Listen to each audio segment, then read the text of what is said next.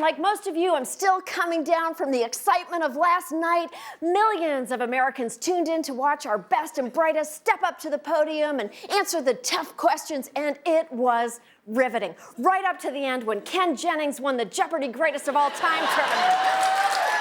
Also, there was some bullshit debate or something, so let's take a few minutes to catch up on what happened. Only 6 candidates made it onto the stage last night. Well, actually 7, but no one noticed Michael Bloomberg at the tiny little podium they set up for him. At the top of the bill, iPhone 4 user Joe Biden turned in a performance that critics are hailing as awake, standing, and are you okay? I headed up the Recovery Act, which put more money into moving away from fossil fuels to solar and wind energy than ever has occurred in the history of America. The proposal I lay out does, in fact, limit drug costs. It allows all the drug companies it allows you to Medicare. I object to this official policy of apparently keeping candidates up for 48 hours straight before each debate. Are you running for president or Miss Teen South Carolina? Meanwhile, Minnesota senator and co-worker who'd report you for leaving early, Amy Klobuchar, showed up with a real remember me energy.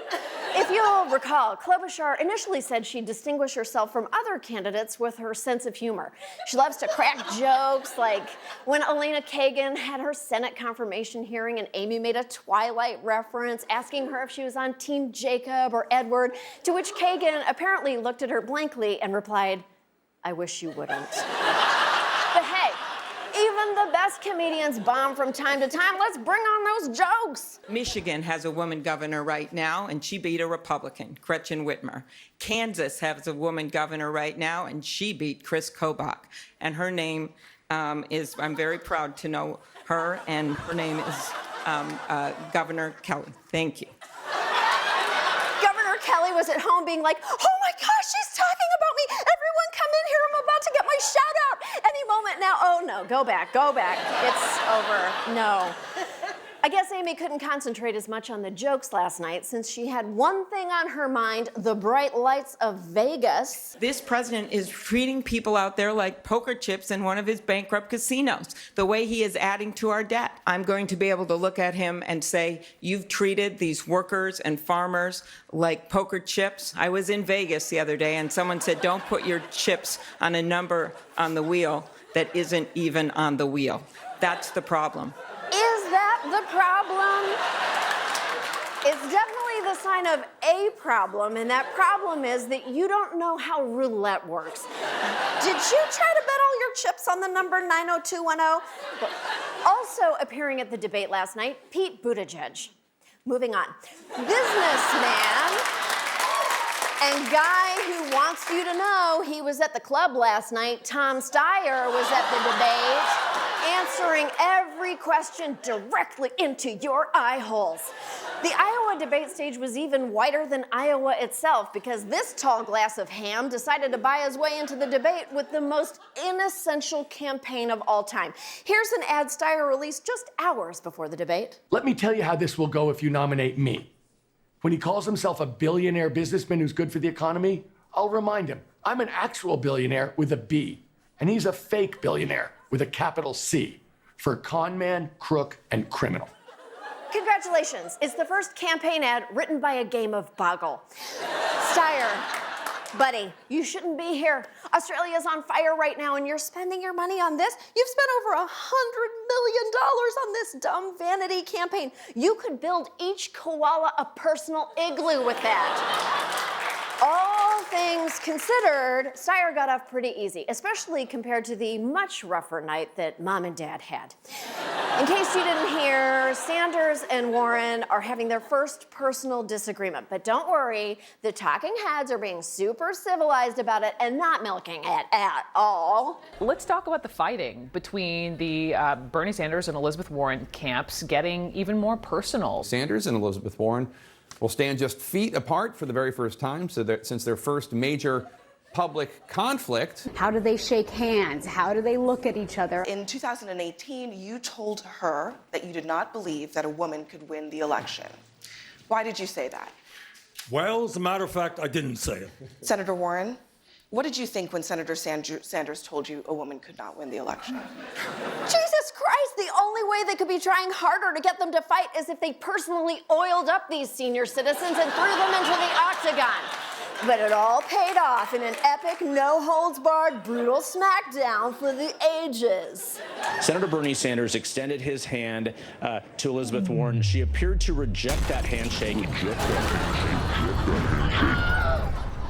That's it? That's what's dominated our national discourse for 36 hours.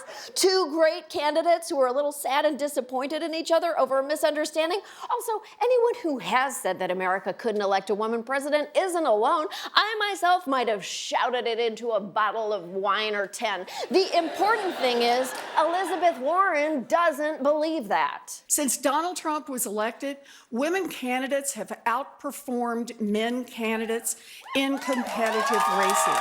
And in 2018, we took back the House, we took back state houses because of women candidates and women voters. Look, don't deny that the question is there. Back in the 1960s, people asked, could a Catholic win? Back in 2008, people asked if an African American could win. In both times, the Democratic Party stepped up and said yes, got behind their candidate, and we changed America. That's who we are. Is there anything more inspiring than realizing you live in a country that's willing to shake things up every 50 years? Look, we have not yet found a way to have nuanced conversations about how sexism impacts female candidates, but I will tell you one thing I know for sure. This was the last debate before the Iowa caucus, and if we're having fights, they should be about how to protect reproductive rights and how to fight gun violence and how Biden looks like he got run through the Irishman de-aging machine. But I promise you that I will vote for that uncanny valley resident if he's the nominee, because there is only one wrong choice this November. For God's sake.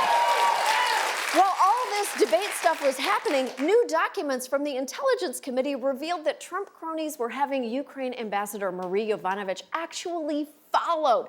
Some of the texts sound like they were planning a mob hit on her, like the one that says, they are willing to help if we would like a price. Guess you can do anything in the Ukraine with money, what I was told. Maybe they were planning to kill her. Maybe they were planning to rent a bouncy castle for her birthday party in which to kill her. The things happening off that debate stage are way more terrifying than anything that happened on it. If we make enemies of each other now, the fight won't be about if a woman can ever be president. It will be if anyone else will ever be president again.